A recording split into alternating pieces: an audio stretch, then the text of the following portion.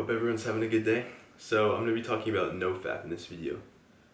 So the reason you're constantly failing NoFap, there's a lot of reasons, and I'm going to break this video into two parts. So the first part is if you are constantly finding yourself watching the hub and you can't get yourself to stop. You've been trying, maybe you get 2 days and then you're back. You get 3 days and then you're back. You have this big 1 week NoFap streak and you think you're getting the testosterone boost, whatever, and then back to you have 3 days in a row, just you're going off basically. So I think your sexual energy and NoFap in general is very important.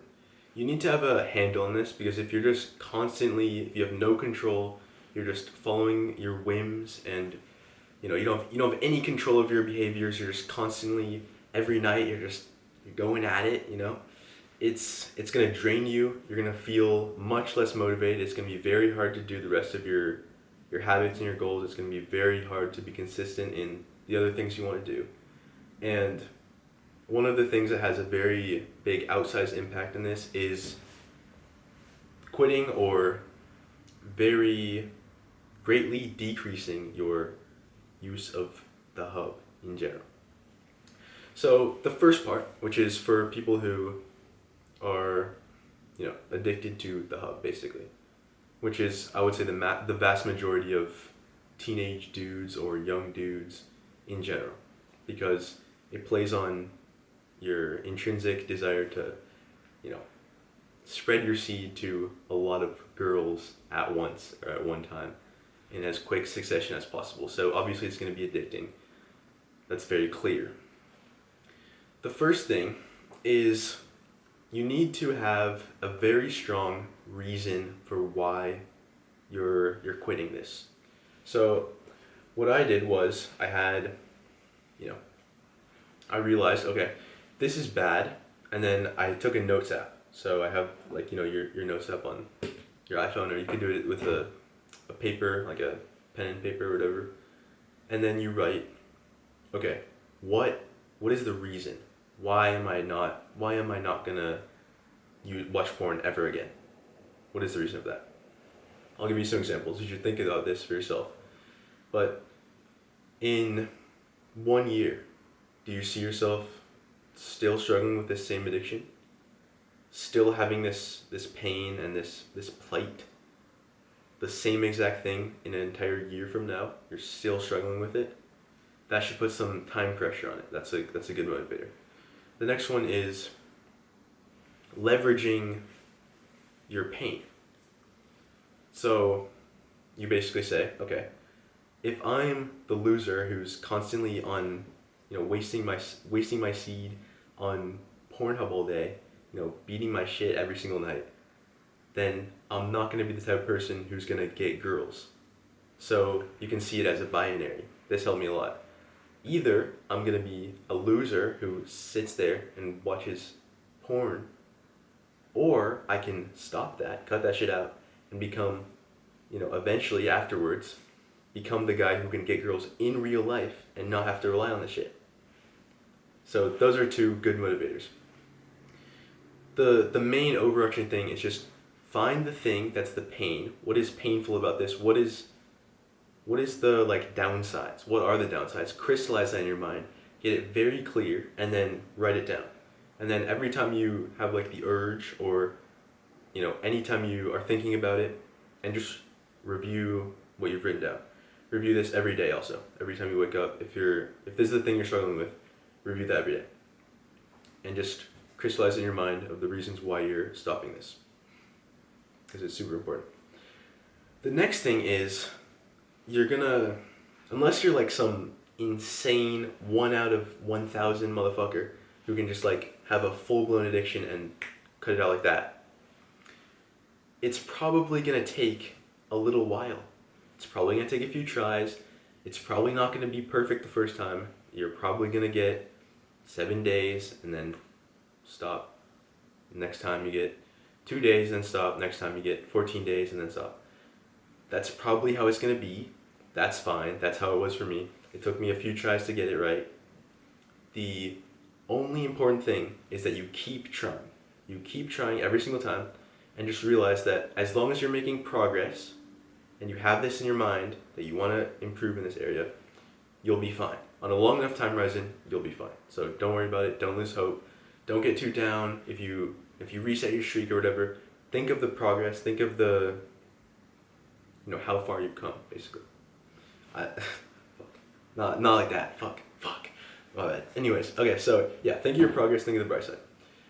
The next thing that helped me a lot was changing your identity from a person who's trying to be on NoFap, watching NoFap videos, like focusing on it a ton and stuff like that, just to, I simply do not watch porn. Boom. You simply do not do it. It makes it much easier, it puts it out of your mind. You're even less likely to do it once you have that mentality because it's just not something you do. That's it. So that should get you on a very good trajectory. Those are the main things. If you implement all that stuff, writing the notes, crystallizing your reason, having the mindset right, and not giving up your attempts, you should be fine. If you have any specific questions, coaching's down below. I can help you with specifics for your specific situation. I can get to know you and understand your issues with it. That'll be more tailored, but other than that, those should be the main things. The next one is, if you are still struggling with the past thing, you should watch this so you have the information, but you don't really need to implement this stuff. So there's also an issue with this. If you're not getting girls right now, and you completely cut out fapping in general, so you don't masturbate at all, and you're also not like having sex or getting girls, so you have no release. At that point, and this is assuming you've gotten rid of your porn addiction and you're not watching porn, like you don't need to watch porn to masturbate or whatever, I guess. At that point, it becomes a negative to be completely celibate, in my opinion. I think as a man, we were basically designed to bust nuts. So if you're not, it kind of messes some shit up.